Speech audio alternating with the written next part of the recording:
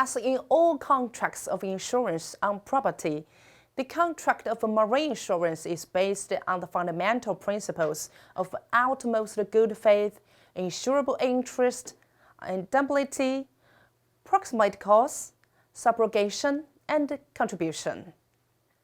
Principle of utmost good faith. The principle of utmost good faith is indispensable in any insurance contract, which is a very basic and first primary principle of insurance.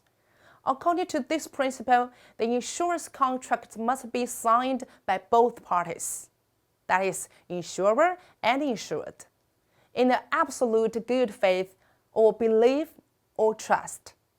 The marine insurance policy relies on the principle of utmost good faith, which clearly states that at the time of filling the marine insurance policy document, the applicant should disclose the correct information. Also, the applicant would not withhold any material information. If the applicant conceals or hides important information, the marine insurance company has all rights to reject the policy application. For example, A company is planning to buy a marine insurance policy. It means the company should disclose all the material information about its current state. In case A company hides material information, the marine insurance company has all rights to reject the policy application, even if at the time of the claim, the insurer finds out that A company hides material facts, it can reject its policy application form. Principle of insurable interest. According to this principle, it is necessary for the policyholder to have some insurable interest in the subject for which he or she wants to buy insurance. It means the policyholder should be benefited from the safe arrival of goods and should suffer losses due to damage of goods. It might happen that the policyholder doesn't have an insurable interest at the time of buying a marine insurance policy. However, he should expect getting such interest in the future. It is necessary that the policyholder must have some insurable interest in the insured item, otherwise he will not be able to get the claim settled from the insurer. For example, last year, B company bought a marine insurance policy for the consignment, which it was sent to Sri Lanka. Now, once the consignment reached the destination, the insurer's liability also ended at that point. As B company had an insurable interest in consignment, it bought a marine insurance, but as soon as goods reached the destination, its insurable interest was over, and therefore the marine insurance company was not liable to pay for any losses or damages which happened to goods after delivery. That is to say, when the exporter delivers the goods, the insurable interest in such goods transfers at the point and the time where the risk shifts from the exporter to the importer, as determined by the international commercial terms used. Principle of indemnity. Cargo insurance is a contract of indemnity. To indemnify is to make good the losses suffered, not by replacement, but by financial payment. That is, to compensate for the loss or damage in terms of the value of the insured goods. The amount insured, as agreed between the insurer and the assured, forms the basis of indemnity.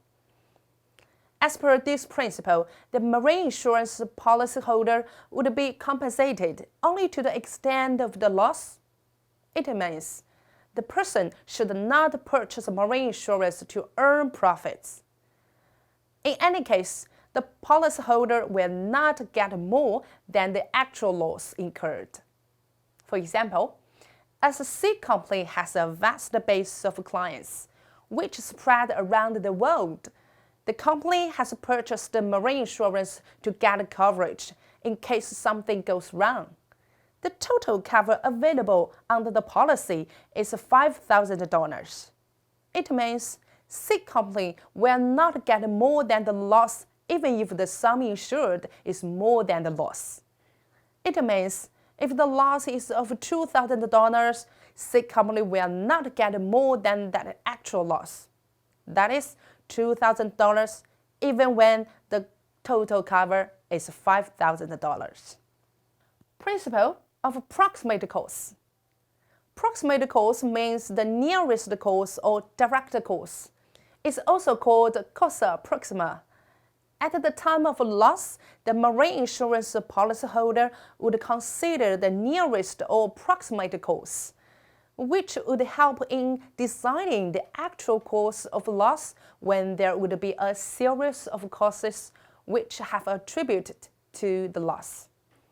Here, remote cost for a loss is not required to determine the liability, and therefore, if the approximate cost is insured, the marine insurance company has to settle the claim. For example, rats punctured a cargo ship. Because of that, water entered and damaged the cargo. Now, here are two main causes for the cargo damage. One, the cargo ship got punctured due to rats. Two, the seawater entered the ship through holes. In this case, the cargo owner had a marine insurance policy and the nearest cause of the damage was water, which was covered, and therefore the insurer settled the claim accordingly. Principle of subrogation. The doctrine of subrogation is a corollary to the principle of indemnity and applies only to fire and marine insurance. It is also known as the doctrine of rights substitution. According to it, when an insured has received full indemnity in respect of his loss, all rights and remedies which he has against the third person will pass on to the insurer. The insurer steps into the shoes of the insured after settling the claim. Further, he is entitled to all rights of action against the third party to cover the loss from the responsible person regarding the subject matter of insurance, after the claim of the insured have been fully settled or paid. For example, a large cargo ship belonging to D company got stuck by a hurricane while in the middle of Atlantic and beached on one of the islands formed after the storm. The cargo from the ship had to be loaded onto other smaller ships. However, much of it was lost due to shallow water near the ship. The company had marine insurance and they reported the claim. The insurer, after assessing the claim, paid for the goods not recovered or recoverable and took the ownership of the goods. After a few weeks, the reported ship was in a much better situation and could be floated again.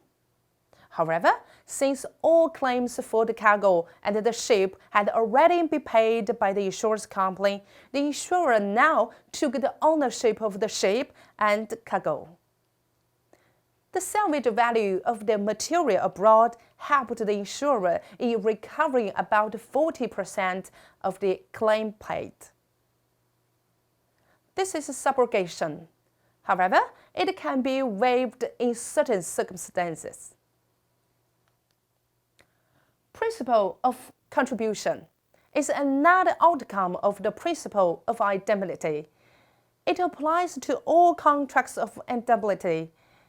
If the insured has taken out more than one policy on the same subject matter, the principle of contribution comes into play. According to this principle, the insured cannot claim more than once on the same risk. Thus, if the insured has policies covering the same risk with two insurers, we call it double insurance, then each makes a rateable contribution in the settlement. In other words, the insured can claim the compensation only to the extent of actual loss, either from all insurers or from any one insurer. If one insurer pays full compensation, then that insurer can claim proportionate claim from the other insurers. For example, if Mr. Perry has a shipment worth $50,000, he took insurance from Company E worth $30,000 and from Company F worth $100,000. In the accident, he incurred a loss of $30,000 to the goods. Mr. Perry can claim $30,000 from E, but after that, he cannot make a profit by making a claim from Company F. Now, Company E can make a claim from Company F for proportional loss claim value. Insurance concept was started to distribute risk among a group of people. Cooperation is the basic principle behind every insurance contract. The main objective of every insurance contract is to give financial security and protection to the insured from any future uncertainties. Insured must never ever try to misuse this safe financial cover. Practitioners of marine insurance must uphold these principles when negotiating contracts and settling claims under the contract. Well, that's all for international transport insurance. Next time, we will enter into another important chapter, international payment. See you then.